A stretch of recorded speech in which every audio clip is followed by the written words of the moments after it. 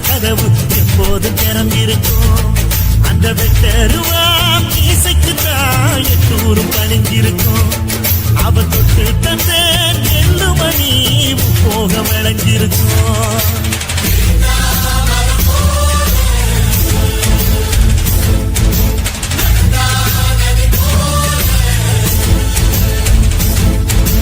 வைகையாருந்தா கடலை பார்க்கல, வாசுதேவர் மனம் கடலாச்சு. வாழ்க்க வெள்ளத்தில் நாங்க மூழ்கல, வாசுதேவர் கைப்படகாச்சு.